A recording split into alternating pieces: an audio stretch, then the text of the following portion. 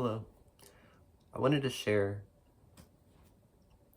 some things over a Bible study that we had at our school today. We read out of 1 John 3,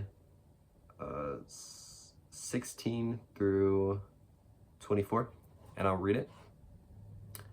But it says, "By this we know love, that he laid down his life for us, and we ought to lay our lives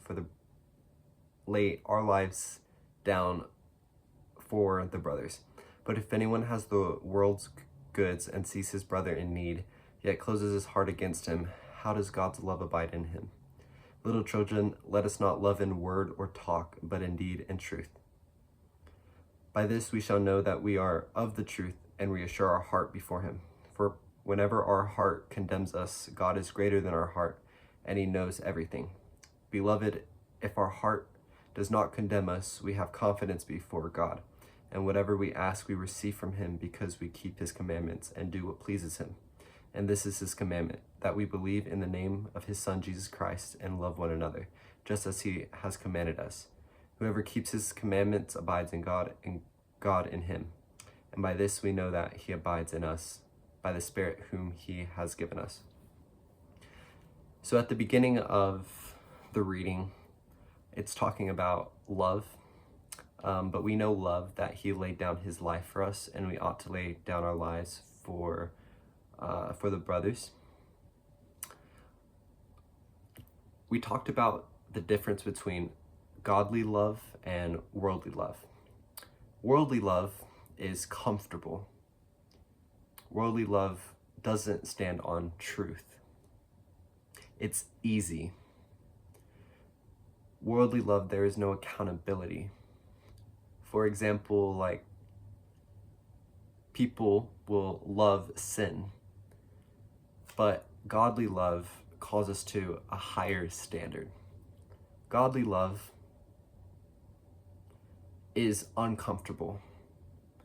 When Jesus was on the cross, he had you in mind, and he loved you so much.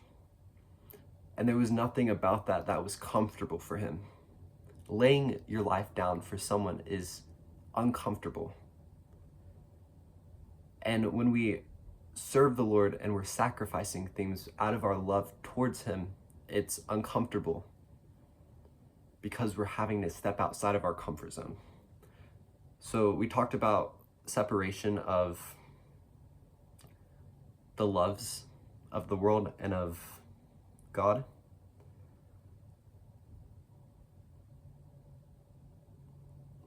We also talked about what it says in verse 20, where it says, "For whenever our heart condemns us, God is greater than our heart, and he knows everything."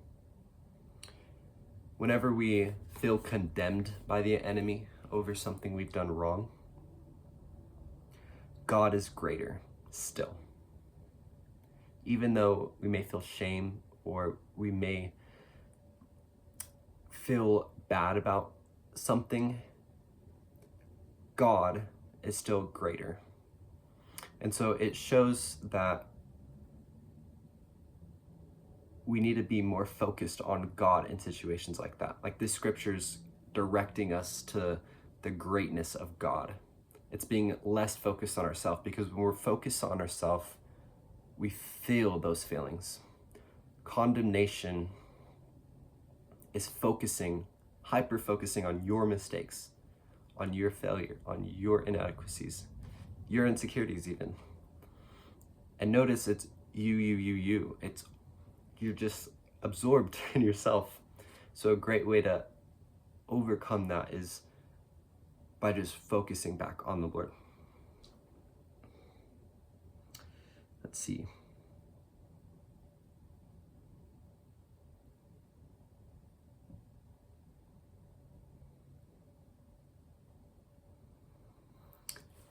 And then just standing for the truth.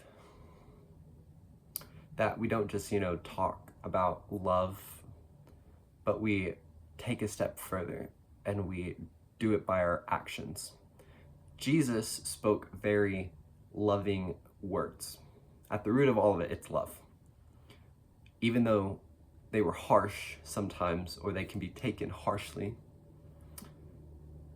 he spoke in love, but then he also accompanied his words by his action.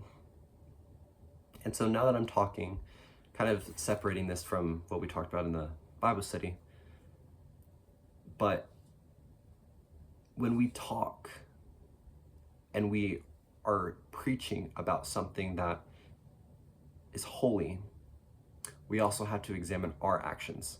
Because when we speak something, it's almost like we're kind of like not binding ourselves because we're set free in Christ, but there's a stricter judgment.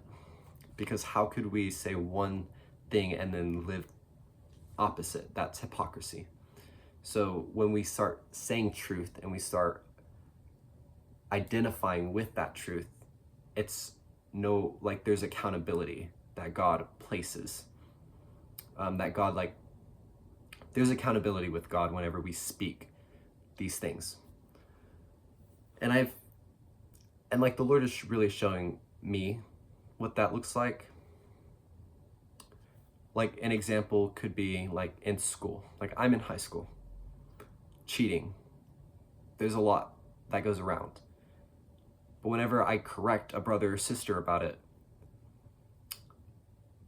I am not going to do that thing too, because I fear God. Because I know that like the Lord could discipline me is what it is, and just like remove a lot of like academic progress, or can do something to where I will be humbled, because it's arrogant to correct someone and to stand on something when you're not living it out. And so being aware of your words when you say, because there is more judgment, I guess, that comes whenever we say something. So just don't be like a Pharisee is basically what I'm saying. But there were some other things that were talked to, but I just want to make this quick. But yeah, that was over 1 John 3, 16 through 24. I hope you have a very blessed and amazing rest of your day or night or whatever. Thank you so much for listening. Have a great rest of your day.